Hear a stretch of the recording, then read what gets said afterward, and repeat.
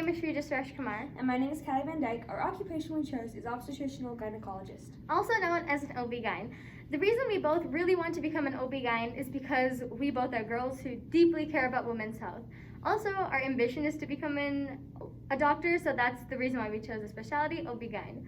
As an OB-GYN, we would like to do service for women in a low social economic status, prevent miscarriages, abortions, premature and underweight babies.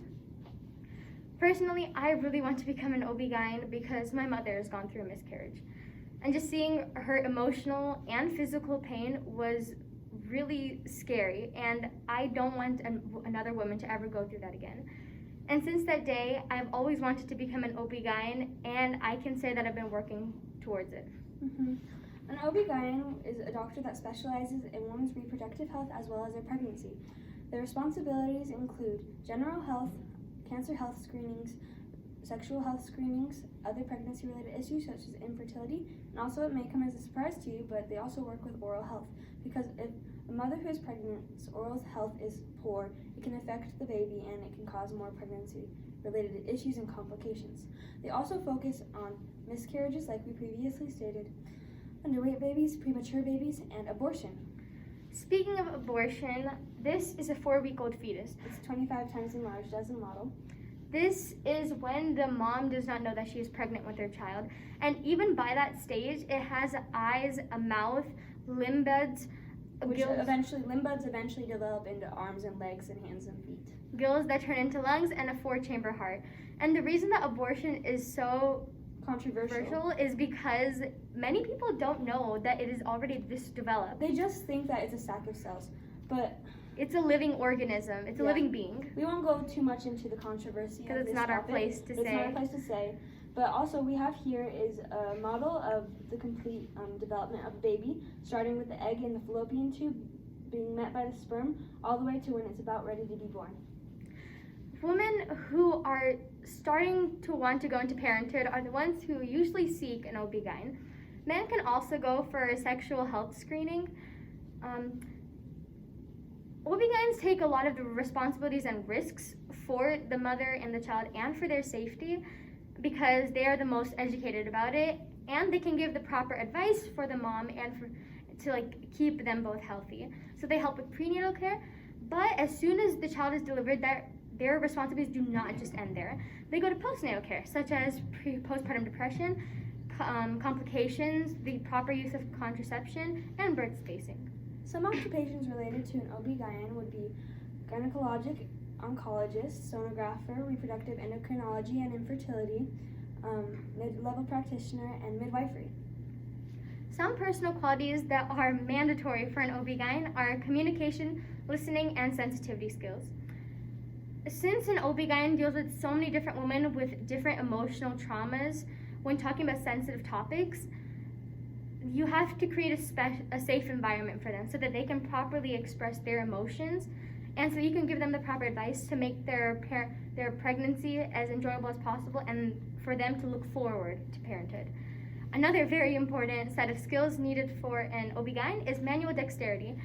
When an OB-GYN works on many small and complex areas of the body, you need full control of your fingers and hands. So that's a very important skill. The next set of important skills is confidence and leadership qualities. Because as an OB-GYN, you'll be put under a lot of pressure quickly, and you'll be needing to lead a lot of people, make sure the mom and the child is both safe, and you need to be able to quickly think, saying, what is the proper way I can help them and make sure they're both safe? So this is a very important skill for an OB-GYN. An OB-GYN is obviously a doctor, so they spend many, many hours of doing really hard work. And so an hourly wage for an OB-GYN would be approximately $130 to $140. A monthly wage for an OB-GYN would be $20,000 to $24,000, and an annual wage would come out to be around $290,000 to $300,000. Now this may vary depending on where you work, which hospital you work at, where you live as in a state or a country, and also the payment really doesn't matter at the end of the day, as long as you're doing what you love and you enjoy being in the service of others while doing it. And since an OB-GYN is a doctor, like I stated previously, it obviously requires a lot of education. It can vary from around 7 to 11 years of education. You would start off with getting your Bachelor of Science, then you get an internship, you'd go into a residency program, then you go into a specialty program, and to top it off, then you take your licensing exam, and then you can become an OB-GYN. The working environment of an OB-GYN constantly changes. It's for many doctors it's like that, but especially for an OB-GYN, because they can go from working at a hospital setting to working at a clinic. So in a hospital setting, you can be delivering infants, and you could be working with like other healthcare professionals, and then in a clinic, you can be working solo or deliver infants. Another really cool thing you might not know about OB-GYNs is that if they have their clinic, they can go from delivering infants to teaching medical students, which is really cool. Yeah. The demand for OB-GYNs is rising because our population is increasing speedily. There is an expected increase of 3,400 new jobs for an OB-GYN, and also from 2016 to 2026, there should be a 16% increase of job openings.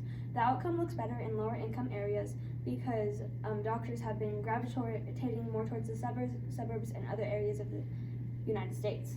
Which is where we want to go work. Since many women in like poor countries don't get the proper medical care that they deserve, which means they can put their own life in danger and their own children in danger, which is what we want to prevent. Yeah, we want to be able to help everyone who really needs a doctor, and a lot of people can't afford for it these days, and so we just want to be able to help those type of people. Thank you.